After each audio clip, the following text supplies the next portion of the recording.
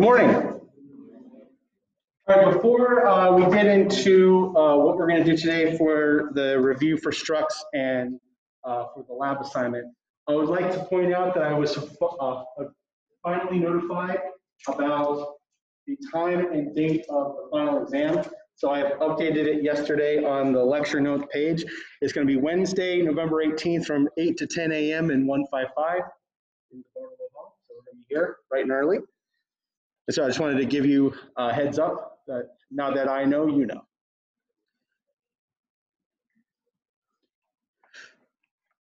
All right, so first thing I would like to do is I'd like to just quickly go back over just the fundamental idea of structs, and then we're going to build into type definitions and how we're going to be able to use those to direct the compiler to be able to allocate memory for us.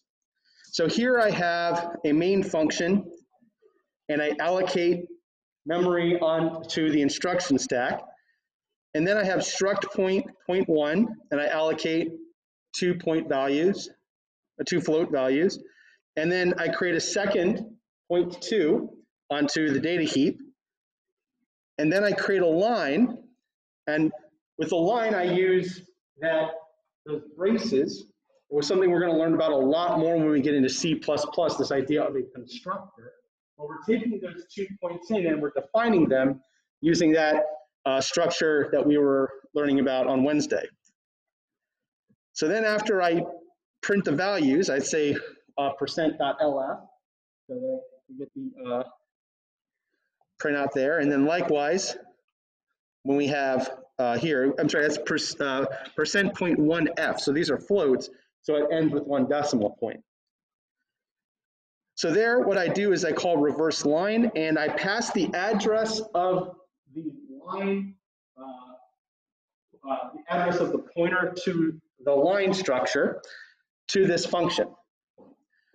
And so what I do is I create a temp point here, and then what I'm going to do is I'm going to use that to swap origin and destination.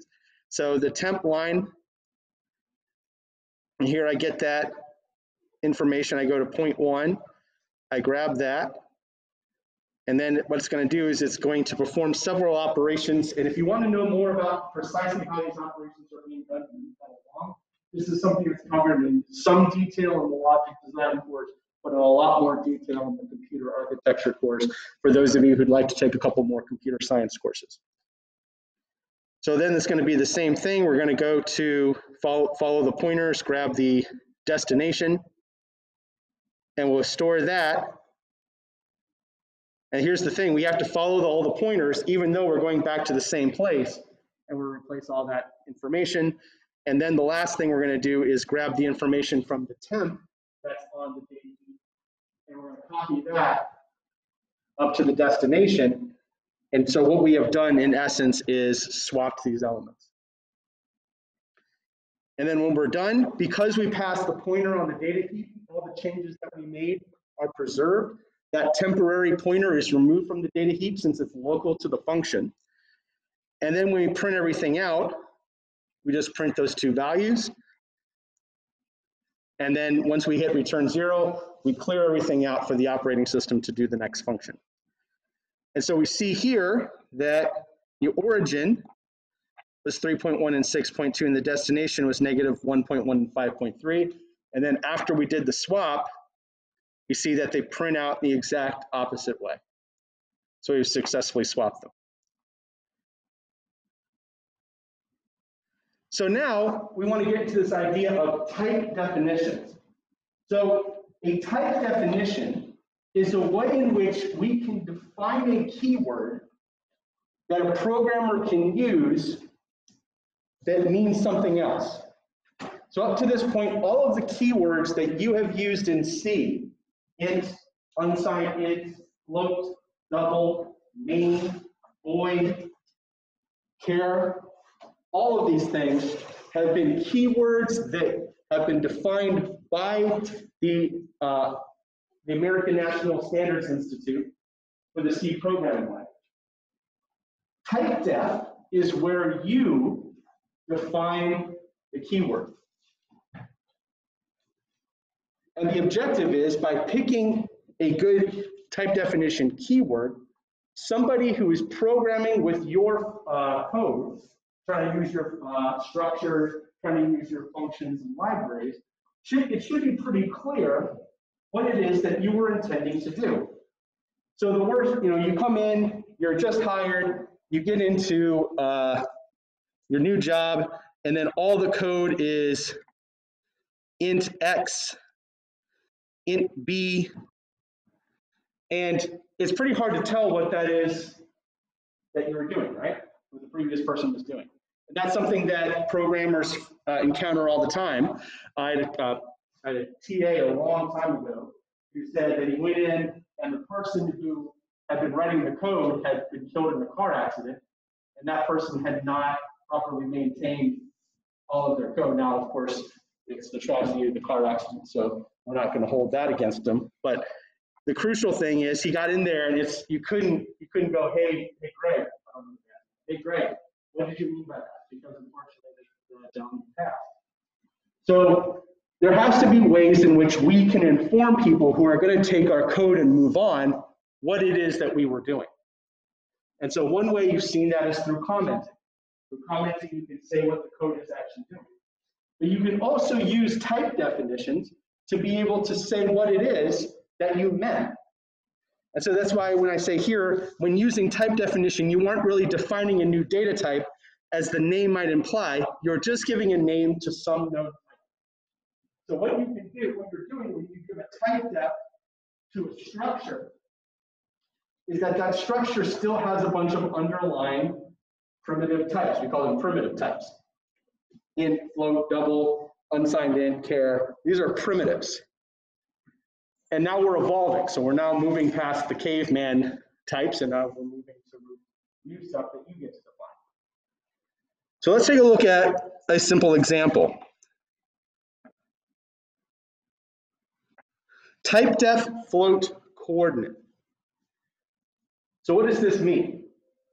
I am taking a type definition that is normally a float, and I am coming up with a new keyword coordinate.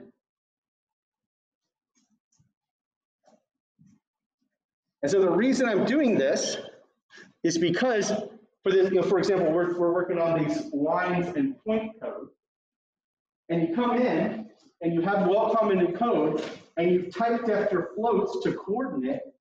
In the code, they can see, oh, that's a coordinate. Oh, we're trying to make points and lines. Oh, we have well-documented code. I can figure out what it is that this code is actually doing.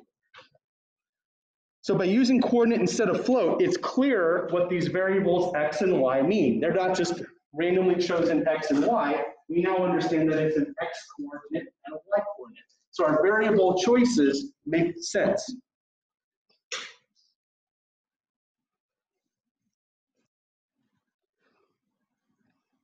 So for a type definition with the structure, this is how we can define the names without having to put that keyword struct before it.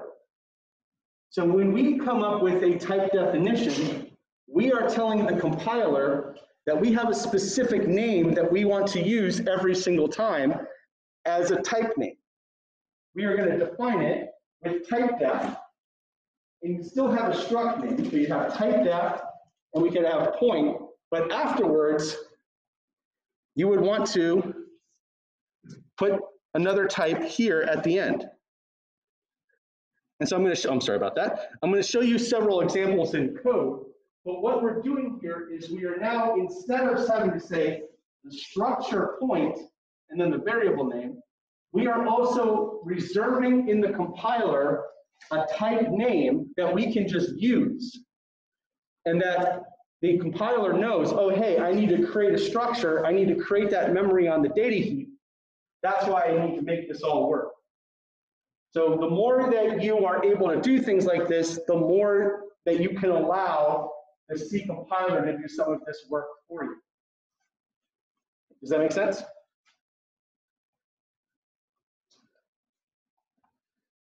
And so what I'm going to do is I'm going to show you some code. And in this code, we're going to combine a bunch of concepts. And I want to walk through it and describe all of the choices and why it is that the code is what's being done and why. So we're going to go back over structs. We're going to see some examples of type definitions. We're going to see pass by reference, header files and make files, floats in the computing device. So you're going to see that even though I typed def to coordinate, you're going to see that I pass to its coordinate when I pass to the functions. So first thing I would like to do is I'd like to show you this code from Euclid functions.h. And in this code, the first thing that I've done in the .h, if not defined and defined, that provides a level of security to your library. And then when I code that, the first thing I do is I go to the end and do that pound end if. So I make sure that everything compiles and runs. So then I include standard.io.h here. So everywhere I include Euclid functions, I also include standard.io.h. And then I have 3 type definitions. The first type definition, typedef float coordinate. And what this means is anywhere that I include the keyword coordinate, the compiler is going to replace that with a float.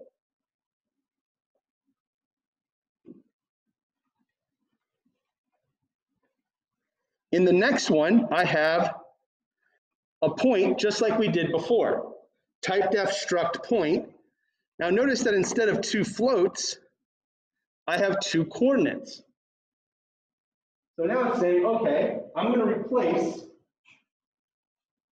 coordinate with float each time. So when we print it out, we're still going to use %f because it is a float. But we are now making this in a way, point, coordinate, and coordinate. This allows somebody who is coming by and taking a look at our code later to know precisely what it is we are doing.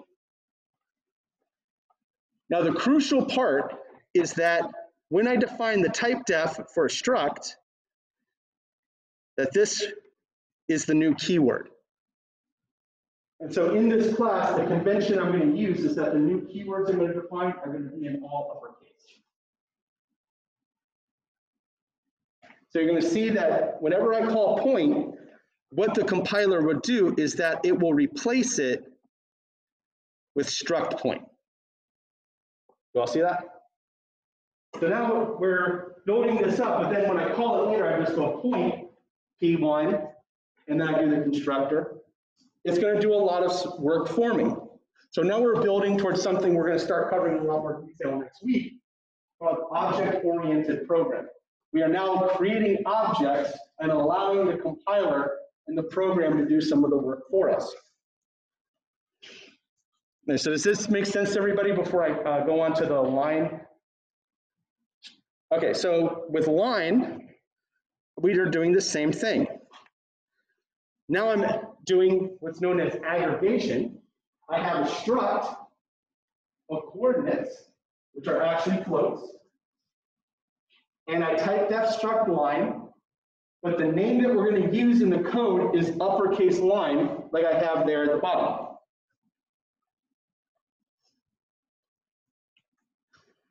So now what I've done is I have this new function declaration, and you see that I'm actually using the keyword line in uppercase, and I'm creating a pointer to it.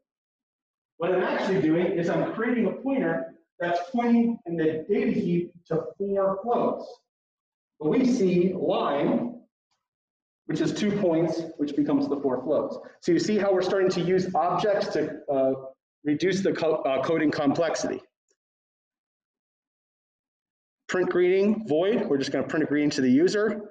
And then print line, I'm again passing a line pointer to a function here. So now Euclid functions.c, I've included Euclid funcs.h. And then print greeting, I just print out, this example uses both structs, points, and structs lines, making use of nested structures to model points and line segments. So I have this print greeting that I'm using in the event that you want to review this later. I'm telling the students precisely what this code is meant to do.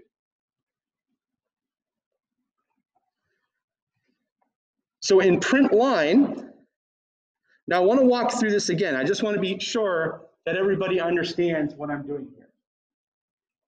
Yeah, I have four different, right, well, two different dereferences. It's just two different techniques, but there's four dereferences. L minus greater than, so this is arrow, origin.x, dereference L, point origin, point Y. These are the same technique. Is there anybody who's still confused about this? If so, please feel free to raise your hand. Do not be ashamed. I'm happy to review it again. Okay, what is the what's the confusion?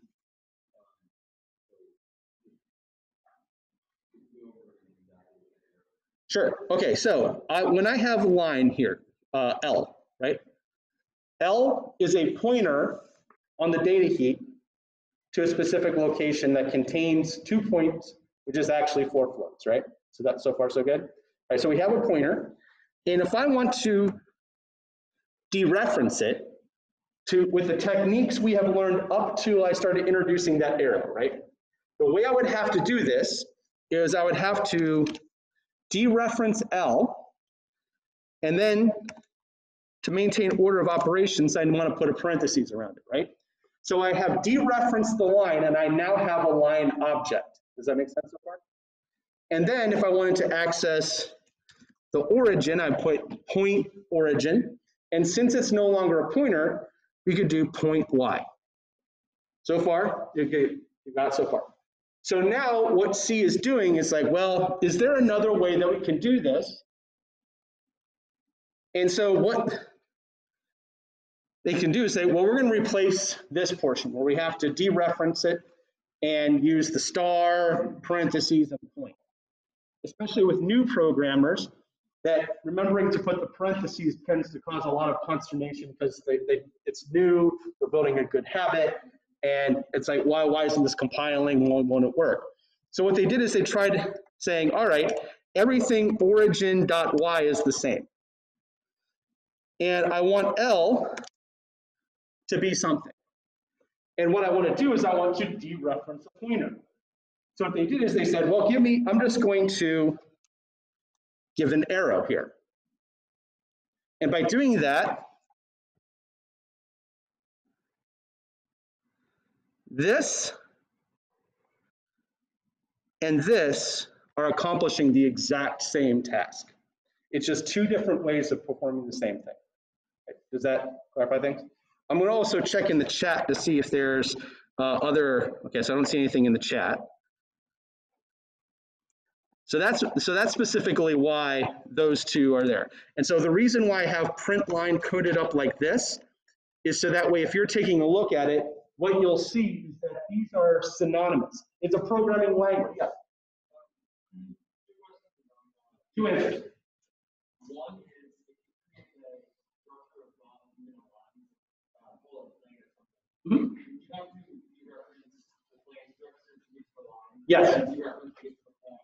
Oh, okay, so I want to stop you right there. So that's the crucial part. All right, so let's say, I'm going to write, we have a theoretical plain data structure, right? I mean, I'm sorry, I apologize, struct. We're not, you're not in that class. I don't want to, so let's say I have void sample plain print, right? And then I have a plain pointer, the plain. Like this. All right, and in this theoretical struct, I have a line. A line is a member of the struct. The line inside the plain is not a pointer. It is an object. So in order to get that to that object, I would do one of two things. I would dereference the plain. And now that I've dereferenced the pointer, I have a whole plain object of which there are members. And when I want to access members and not a pointer, I would say dot the line dot x. So that would give me that. The other way I could do this, and I just want to make sure I'm going to combine the two questions together, is I could say the plain arrow the line dot x. Are there any other questions? Let me check the chat again. I don't see anything in the chat. All right, so let me get rid of this and make sure I got everything cleared out there. So I got print line, reverse line, we're doing the same thing. Again, origin and destination, these are equivalent.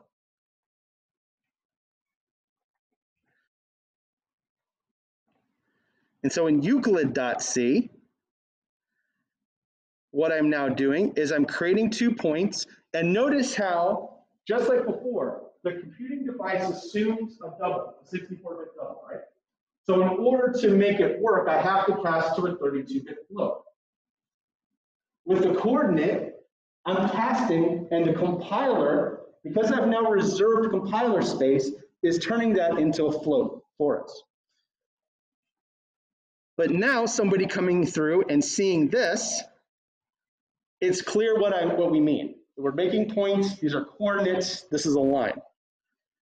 And so here I'm printing everything out, P1x, P1y, P2x, P2y.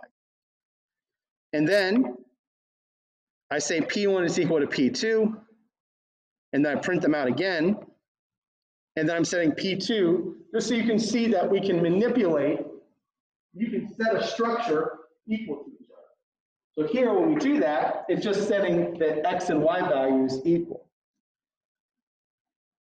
Then I have 100 and 200, then you see 100, negative 100 and negative 200 for P1x and P1y. And I print everything out. So what I'm going to do is I'm going to run make Euclid, and I want to go through that first portion of the run program. And so we see here initially it's negative 1.1, negative 2.2, and P2 is 1.1 and 2.2. And then I set, after P1 is equal to P2, you'll see that they're now both the same. Does everybody see that? And then after modifying P2, I change P2 equal to 100 and 200, we now have this result.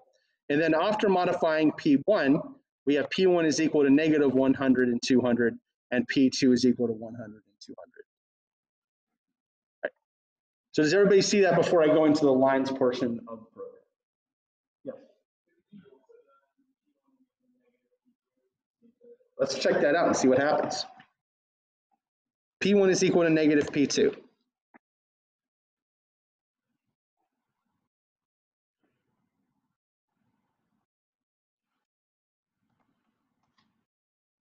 Oh, what happened? Let's read the compiler, see what the compiler error states, and determine why it didn't work. It says error, wrong type argument to urinary minus. So the issue is there's more than one member of the struct. So unary, as we discussed earlier in the semester, means that we're just taking some sort of negative of a specific primitive type. But because we have multiple objects, if we did negative, we'd be putting negative to everything. So therefore, it's saying this is not permitted, because in a structure, we may not necessarily have all integers or all floats or all doubles. We could have strings. We could have characters. We could have any type of thing that we've defined that cannot necessarily be defined as a negative value. So that's why it doesn't work. So let me update that up. And what I want to do next is show you, so everything here, I have a printout for lines. And then I said line 1 origin is equal to P1, line 2 destination is equal to P2. And then I call reverse line. Now, if you recall, that I'm passing a pointer to a line for reverse line, correct?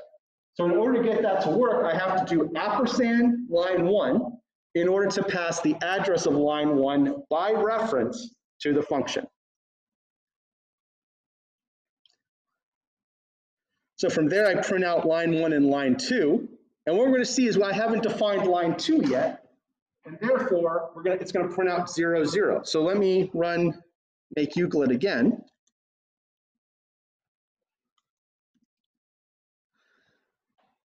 Notice how here, when I've highlighted it, line 1 is P1 to P2, and that's 100, 200. and the destination is -100 and -200. Everybody see that? In line 2, I haven't put anything in there yet. So it just has everything in there as 0. So now what I've done is line 2 is equal to line 1. Since they're the same structure, I can just copy the data over. And then when I print out after line 2 equals line 1, you're going to see here that they're both the same. Does everybody see that? So now what I'm going to do in this next piece of code is I'm setting line 2.destin. So I have a line, and then I go to the destination point, and then the next dot x is the x coordinate within the destination point.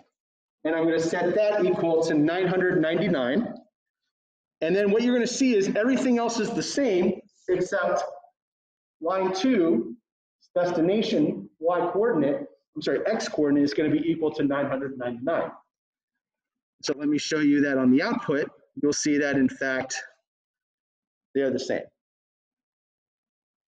And so the reason why this is a good test to do when you're dealing with structs and functions and pointers is that we now know, when I've done this, that we have 2 separate memory elements, and that the structures, we can modify them once we've allocated them. We can set them equal to each other, but what we haven't done is made them the exact same location. We just have 2 different copies that can be independently modified.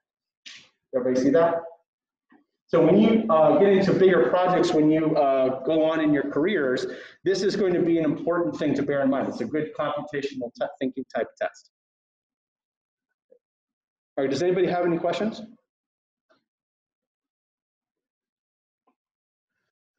Okay, and that is the rest of everything else in the slides.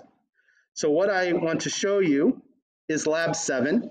And what you're going to do for the remainder of lecture is, and this is due on Sunday night, is you're going to create structures and you're going to do what's known as file redirection. So I have all these files that you can wget. We have student data, the makefile, and a labo7.c. And what you're going to do is you're going to write a struct definition, work with arrays of structures, declare strings and use standard string functions from the string library, and write code to manipulate arrays of structures. So I go through here and I kind of give an example just so you can read through and review. We see that we have a typedef structure initials, and again, I've done it in uppercase with initials. Although the structure only uses the char type, structures may contain a variety of data types, you know that. Pound define, max name, length, you've worked with those already. And so here I have typedef struct person, char name, max name, length. So now I've created a string, the length of 50. I have int age, double height, double in weight. And then person is the type name, is type definition's name. So whenever you use this in code, you want to say person and then the variable name that you've defined. Then to access the data element, structure name, element number, variable name access. So you can access an array of structures that way. So for example, how to store the person's age in a new variable, how old. So I have people, right? People is an array of structs. I'm accessing the first person. Dot age means I'm getting that particular person's age. And so for arrays of structures, we're going to have max members, and you're going to be defining structures to work through and build up code. So multi-dimensional arrays, you can do, just like anything else, you can do multi-dimensional arrays of structures. So you have initials, club members, num clubs, max members. So I could say, and I would have a number of clubs of people, and each club can only have a certain number of people in it. So kind of coming up with the same thing, this would be a fundamental way of how we would approach a larger problem of how do we make sure we assign the right number of students in the right number of classes in a socially distanced environment.